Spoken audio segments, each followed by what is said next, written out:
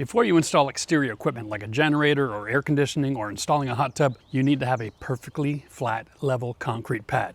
In this video, I'm going to show you how to make it using basic tools and really simple processes that you can follow so that you can do this by yourself. Let's jump into it. So unless you're making something really tiny and you want to mix it in a wheelbarrow or in a little black tray, I'm going to recommend that you go and you rent the cement mixer, okay? Something like this will mix 2 bags at a time, save you a ton of effort, and rents for only $100 a day. Step number 1, of course, is to know how big the pad has to be. In my case, I'm going to be sticking a generator here, which is going to take care of supplying me power to run all my toys in the case of a storm, and we live in Ottawa, so that happens on a regular basis. Generators, we have code issues, right? We've got to be 5 feet away from my meter. Also has to have 18 inches of clearance off of the wall, probably for service and access and that sort of thing. As a result, I'm going to be sticking my generator from here, and I need it to be 25 inches deep, which comes out to here, which means I'm going to be pouring concrete over stone and dirt. Now these 2 substrates react differently to the moisture and the content. So what I'm going to do is I'm going to use a 2x6 to make my frame so that I can put some gravel over the dirt so that the concrete isn't getting all the moisture sucked out of it into the dirt and drying unequally. There we go. Instead of cutting down all of these boards to their exact measurement, I'm just going to leave the cutoff and oversize my frame. So right away, some of you are going to be like, whoa, Jeff, 2x6? Why not just 2x4? Well, I'm pouring my pad on a sloped area. And truth of it is, when I'm all said and done, my pad's going to be sitting on top of all the stone, and then I'm going to have new decorative hardscaping coming in at a later date. What I want to do is set myself up where I can add that stone underneath. So I have separation of organics from stone. That'll slow down the moisture transfer so that the concrete sets up properly. My pad calls for a 4-foot by 25 inch. That's what I'm going to give it. Here we go. Somewhere around here. First step is to make sure we are 5 feet from the gas meter so we don't fail our inspection down the road. And we have to be 18 inches off the back wall. My next step is I'm going to take some gravel and I'm going to cover up all of that organics. Now you have an option. You can buy it by the truckload like I am because I'm doing a whole bunch of exterior projects this year. Or you can just go to the local hardware store and you can get it by the bag, okay? You can just get like 3 bags of 1/2 inch clear stone and that'll take care of that. Or if you wanted to make sure everything dried and cured evenly, you could even get a 6 mil poly vapor barrier and lay that on the ground first before you add the concrete. For me, I'm not that worried about it. It's summertime, drying conditions are optimal. Just gonna add the stone so I don't have direct contact with the dirt, so it doesn't pull the water out of the concrete. Now what we wanna do is we wanna work on that level. Okay, the back is good. Now the front is gonna be an issue. So what we're gonna do is we're gonna just lift the corner and work this little bit of stone underneath till we can set it and it's perfect. There we go. Do the same over on this side. There we are. Nice. Okay, now we're just gonna add a little bit of stone to the front of the frame. Make sure that our concrete doesn't leak out all over the place. And this is why I'm using the 2x6. Provides me a certain amount of mercy. And yeah, I'll need an extra couple of bags of concrete at the end of the day. But a little extra stone and a couple extra bags of concrete make it perfect. It's worth it in my book. Another issue you want to think about is when we're all finished, we want to remove this form. I can just undo the screws, but we don't want the wood sticking to the concrete. Grab a little WD-40 and let's just hose her down. This is an oil-based product and that'll keep the wood from wanting to stick. And you can use mineral oil or vegetable oil or whatever you have on handy. But for me, WD-40 is a staple in the garage. Here we go. Next thing to consider is structural integrity. It's the strength of the concrete. Now I live in a 4-season climate up here in Ottawa, Canada, which means it gets really hot in the summer and really cold in the winter. And for all of our friends down in America, really cold means minus 36. Yeah. So we've got rebar, comes from this store at 48 inches. That's why I set myself a 49 inch. So it gets encapsulated on each end, and my box is 25 inches wide. This comes at 24. Here we go. This location may seem really odd being so far from the house, but at the end of the day, I have a French drain system that I built up against the property.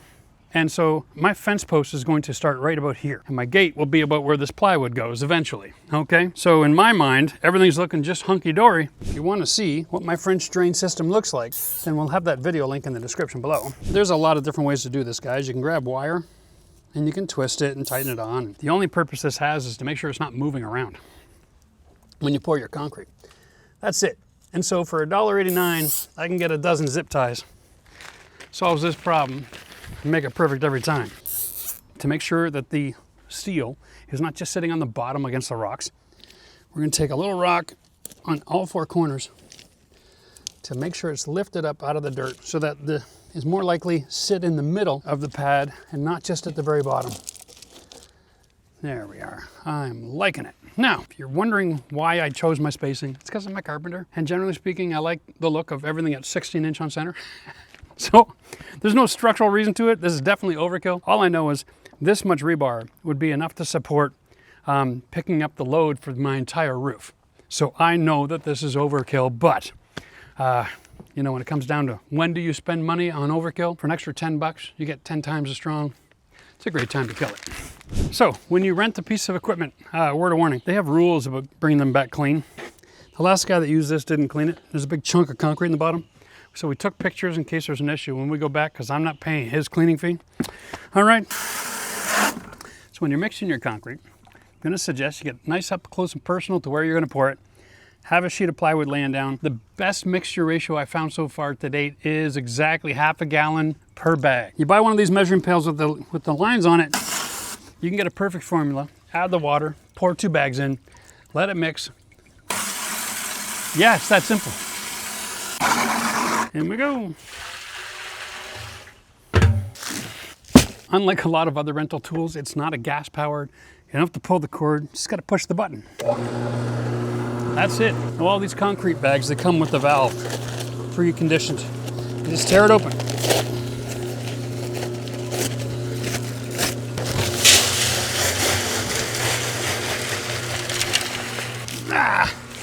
And it's 2 bags of mix.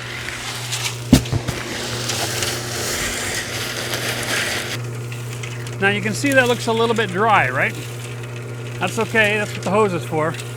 We're gonna spray down the side so that the extra Portland cement that's in that mix that's lining that wheelbarrow gets put inside that mix.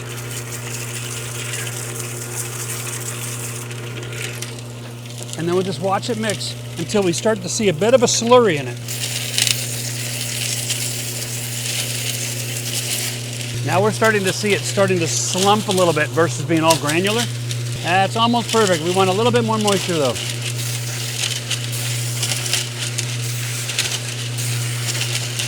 There we go. I'll just come on over here.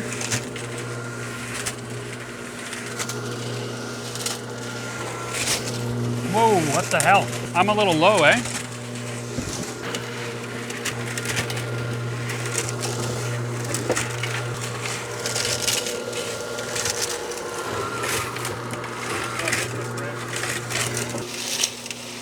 Okay, we got to get that elevated.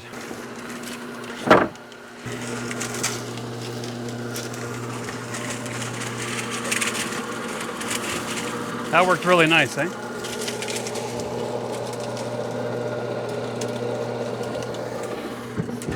That worked nice. Yeah, that's perfect. Now just double check here. Things got a little violent around here for a minute. All right. 17 and a half. And I'm talking 18 to the inside, right? Mm-hmm. You're good there? Yep. Okay. Now, concrete is kind of like the art of the mix, right? You can see because we're using the mixer, this is really consistent. There's no dry spots, no wet spots, no standing water. If you try to mix this in a bucket or a wheelbarrow by yourself, you're going to have issues. You're going to have to overwater. This is the kind of consistency that you want to work with. Now I did a concrete video when I was down in Florida at my trailer, and in that video I mixed it by hand in a little black tray you got from the Home Depot. Now I'm just making my sidewalk a few inches wider, and I'll tell you right now, the amount of work that goes into mixing one bag of concrete one at a time and the mess that ensues, I don't think I'll ever do that again. For me, anything more than 2 or 3 bags of concrete, I'm using a mixer. All right, let's get this perfect. Now I know, Jeff, you said it was 2 gallons.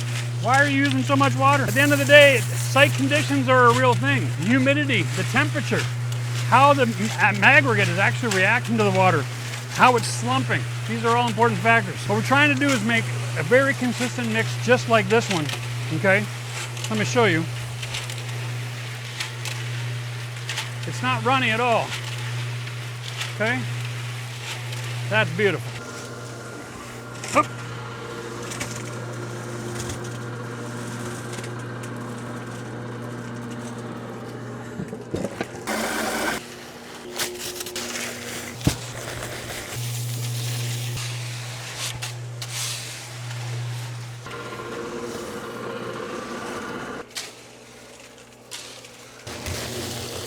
All right, I really hope this is enough. But the point here is we want to overfill the pad area right now. Because the next step is for us to turn this machine off and switch out to the vibrating machine that we got. And that'll help to settle all of this into the rocks underneath.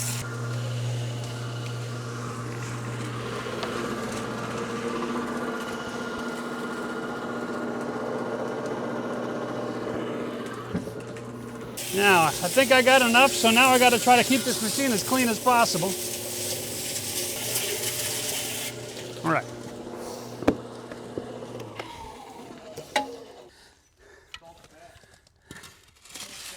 All right, there we go. That's what I'm looking for. The only way to make a flat pad is to over pour, okay? And here's why. Now we're gonna bring in the old vibrator. Thank you. All right, here we go. Look down here. Real quick, it just settles all that issue, right?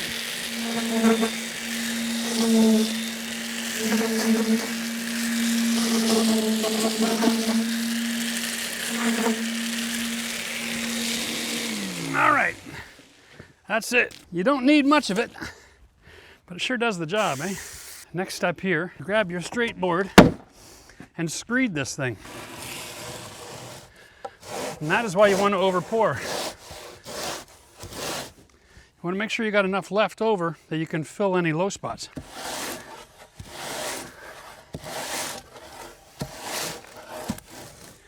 So,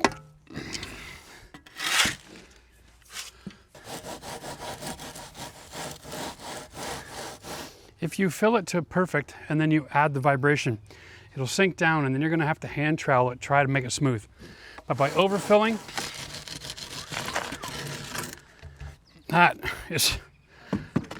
that's a really nice screed actually.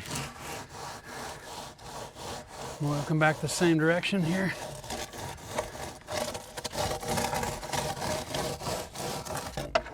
All right. Now the next few tools we need are right here. It's just a quick purchase at your local box store. The edger comes with a radius curve. We use that on all 4 sides, okay? Just so that we don't have sharp edges on the concrete. Once you pull off the form, this helps make sure that everything is nice and safe. And of course, just a 4x10 trowel. We'll do all of our smoothing and everything else in a few minutes. We have to let this set up. I'm going to guess we're going to be a good half an hour or so before I can even touch this with a tool. So we're going to come back in a few minutes. We'll see how many air bubbles we get, and then we'll see how she starts to smooth down. Now you can tell that this still needs to be worked. Now in the world of concrete, and I've watched about, 40 videos, all the Odell boys and Victory Outdoor Services, and these guys got a lot of real professional tools, but as a DIYer, what you need to understand is there's 2 kinds of finish. One is a broom and one is smooth, right?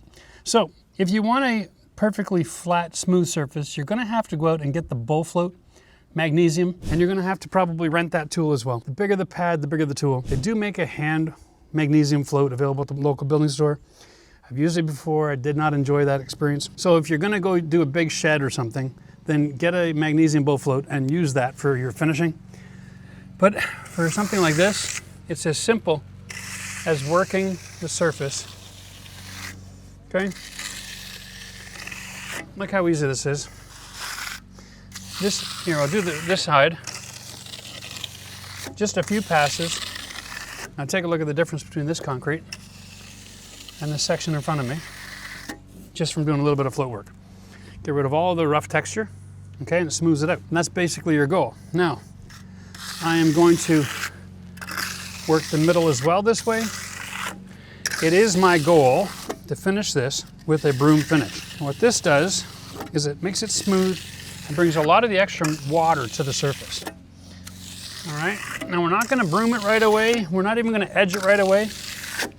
We're gonna give this a little bit of time, about a half an hour. What we're looking for is we're looking for the surface moisture to kind of evaporate. Okay, so here I am, I'm in the shade. This is gonna take a little bit longer than if I was in direct sun. So it's always nice to plan your day, do your concrete work first thing in the morning. Gives you time to respond to the weather conditions. One more thing to consider when you're planning out your day. If you're expecting a late afternoon rain, you might even want to have a tent that you can set up and make 10 by 10 kind of a, quick expandable. Stick it over top of your area to keep it dry so it dries. You don't want to be adding a lot of moisture to this until after it's set up and gotten hard, okay? Other than that, this is a waiting game, and we're just waiting for the conditions to be perfect to come back and do the finishing work. Now I'm going to start my edging process. I'll start here again, okay? And we're not trying to compress it too much. We're just trying to leave the front lifted up just a little bit, about a quarter to half an inch. We're going to run across the edge of the 2x material here. We get to the end, we'll push the other end down and come back the other way.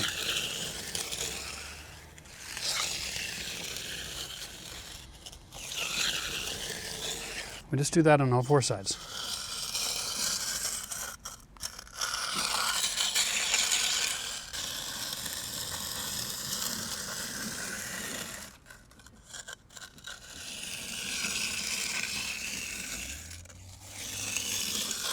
And you can see that, yes, I'm a little early to this game. Obviously, we're going to just sit and wait. But I wanted to show you what it looks like if you jump the gun on this. I'm not getting a nice firm concrete to work with here yet, so we're gonna walk away. Again, be patient and let this set up. We'll give it another 30 minutes and then we'll come back and try again.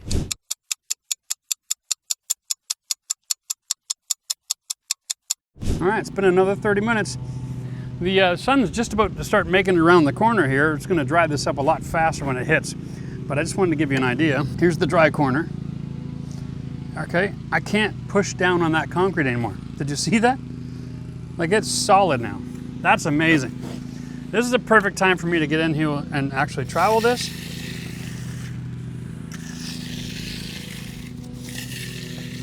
Now, if I wanted a smooth finish, I would come back and another half an hour and trowel this one more time. But because I want a broom finish, this is the perfect time. Can't make a dent with my finger, just a little bit of an imprint. So now I'm going to take my edging and I'm going to just complete that the way I want to, which is just a gentle edge, nothing so aggressive.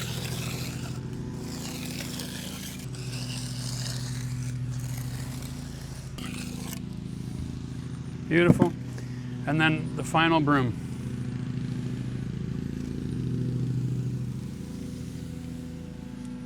Now we're just going to let the rest of this water evaporate and don't make a big deal of it. And we'll come back and finish this video by checking this thing out in the morning, and we'll peel off the forms and see what the sides look like as well. All right, time to strip the forms. Well, they should just pop right off because, like I said, we're using pressure treated and we added the WD-40. There we are. Here comes the big reveal. Ooh, very nice slab indeed. The reason I brought my hammer is there's a bit of an edge here. I'm just going to rub it back, get that hard edge off. It's mostly just the soft foam cream from the pour, right? That settles in there.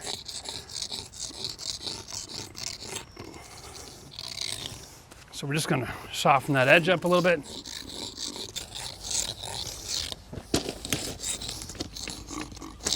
So it is a little breezy out here. I'm going to put some landscape cloth down. Before I put my decorative stone, I just don't want to have a little bit of weed control here. Instead of cutting into the strips and laying it around, I'm just looking for like, 6 inches or something. Here we go. There's the edge of my concrete. Now we just got to pour the rock and then trim off the excess. Ah. Ah. Ah. Ah.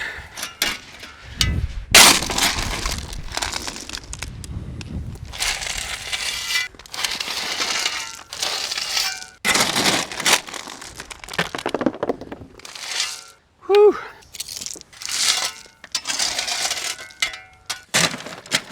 Well, there we have it, guys. We have a flat, we have a level, we have a pretty nice looking slab with not too many pit marks on it. And we got it edged up with a little bit of river stone, so it looks pretty for the next couple of years until we get to all this hardscaping. At least my house isn't gonna look ugly once I get all my siding on. This is a temporary fix as far as the river rock is concerned, but now you know how to make a slab perfect every time for any project that you've got at your house, all right? Hit me up in the comment section if you got questions, because there are different details and approaches that deal with different geographies. I'm happy to help you out. We'll see you in the next video.